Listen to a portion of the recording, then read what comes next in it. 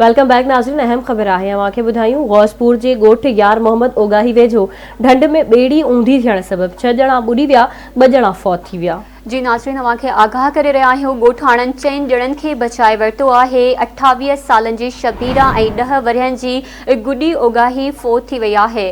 ओगाही बिरादरी जा माण्हू ॿेड़ी में सवार थी कचे खां पके तरफ़ अची रहिया हुआ त वाक़ियो पेश आयो आहे। ॿुॾी फौत थियल औरत ऐं नींगरी जा मढ़ घर पहुचण ते कोहराम अची वियो आहे। एक भेरो ॿीहर आवाज़ सां अफ़सोसनाक ख़बर शेयर कंदासीं। गौसपुर खां ॻोठ यार मोहम्मद ओगाही वेझो ढंढ में ॿेड़ी ऊंधी थियण सबब 6 ॼणा ॿुॾी विया, 2 ॼणा फौत थी विया आहिनि।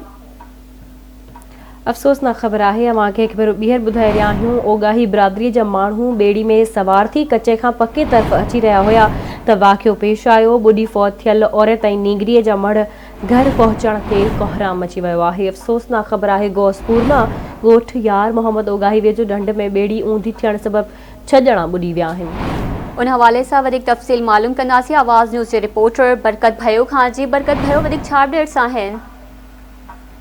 जी बिल्कुल, मैं अवांखे ॿुधाईंदो हलां त गौसपुर थाणे जी हद जे कचे वारे इलाइक़े जे ॻोठ यार मोहम्मद ओगाही भरिसां ढंढ में तेज़ वहुकरम सबब ॿेड़ी ऊंधी थी पई आहे, जंहिं सबब ॿेड़ी सवार 6 ॼणा ॿुॾी विया आहिनि। जंहिंमां आसपास जे ॻोठाणनि रड़नि ते पहुची 4 ॼणनि खे बचाए वरितो आहे, जॾहिं त ओगाही बिरादरी सां तालुक़ रखंदड़ हिकु औरत 28 सालनि जी मुसमात शबीरा ऐं 10 सालनि जी नींगरी आहे।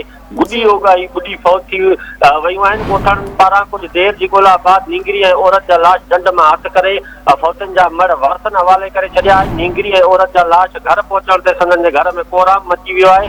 वाज़े रहे त ओगाही बिरादरी जा माण्हू कचे वारे इलाइक़े खां पके तरफ़ ॿेड़ी ते सवार थी अची रहिया हुआ त वाक़ियो पेश आयो आहे, जंहिं सबब हिकु औरत ऐं नींगरी फौत थिया आहिनि। जी ठीक है बरकत भयो, अपडेट करण लाइ मुंहिंजी वॾी महिरबानी।